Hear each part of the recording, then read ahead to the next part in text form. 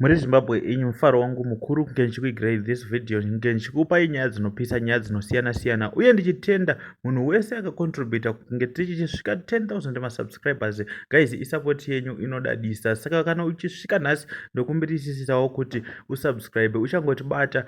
Please don't forget to subscribe to our channel. It's Bombshell Television, musha malatest, musha zvinopisa, tinongodza nyaya dzakasiyana siyana. Nyaya ndauya nayo inyaya inosirisa, da kuti ukomende undiudze kuti unoona sei nyaya iyi. Mushure mekunge ndapedza kuirondedzera, totaura mucomment section toonesana kuti zvinhu zviri kuitika, zvinhu zviri kukonzereswa nei. Nyaya ndaya nayo iyi inyaya yemukomana ane 23 years akashaya respect zvekusvika pakupindira baba vake, mukadzi wababa vake. Ivo baba vanoita zvekudhiraivha magonyeti.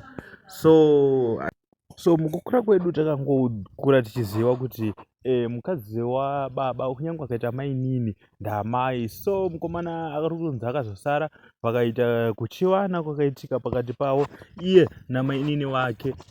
Vakazobatwa nemumwe mwana mudiki akangosvika nekuvhura dhoo, ndopaari kuona hei chakatsva, vari pakati pekuita se pekusangana, vari pakati pebonde, ndokubuda kwakaita nyaya. But mai vari kunzi pavakabvunzwa vari kuti vakataura ivo kuti ndanga ndichibatwa chibharo, asi hapana kumbonzi vakashedzera kuti weimonochi zvokuitika kunoku. So tell us what do you think in the comment section panyaya iyi.